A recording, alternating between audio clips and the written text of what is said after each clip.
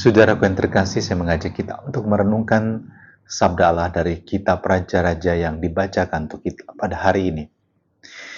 Ketika Salomo menjadi raja, dia mengadakan begitu banyak pembangunan secara fisik. Dan uangnya dari mana? Tentu dari rakyat. Dia mengumpulkan itu dengan mengadakan pajak yang sangat tinggi. Dan kemudian ketika Salomo digantikan oleh Rehabeam anaknya, orang-orang Israel meminta supaya pajak diturunkan. Ada yang mendukung, tapi juga ada yang lebih cenderung tetap menaikkan pajak demi kesejahteraan kerajaan.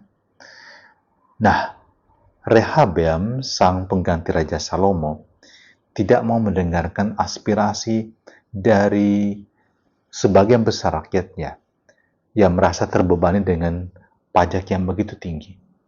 Dan kemudian inilah yang memicu secara politis terjadi perpecahan antara 10 suku di utara dengan 2 suku di selatan.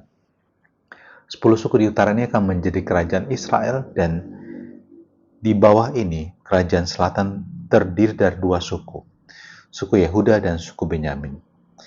Dan Yerobeam yang tampil juga dalam bacaan hari ini, yang adalah sebenarnya pegawai istana dari Raja Rehabeam sejak zaman Salomo, kemudian akan memimpin 10 suku ini. Perpecahan terjadi. Apa yang dulu disatukan oleh Daud terjadi pada zaman Rehabeam terpisahkan. Sungguh menyedihkan, tetapi dosa dari Rehabeam sebenarnya adalah ini. Dia kurang peka. Dia tidak rendah hati untuk mendengarkan keluh kesah orang-orang yang sangat menderita oleh karena kebijakan pajak yang begitu tinggi. Dan terlebih sebenarnya kesalahan dari baik juga Yerobeam maupun Rehabeam adalah bahwa mereka begitu mengandalkan diri sendiri dan melupakan Tuhan.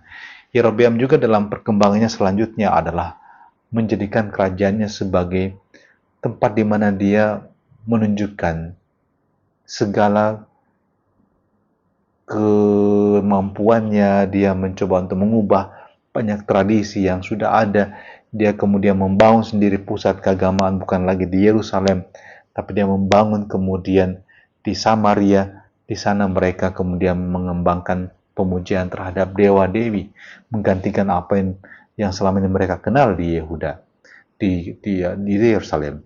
Dan kalau kita melihat akhirnya utara dan selatan juga sama-sama mengalami kehancuran.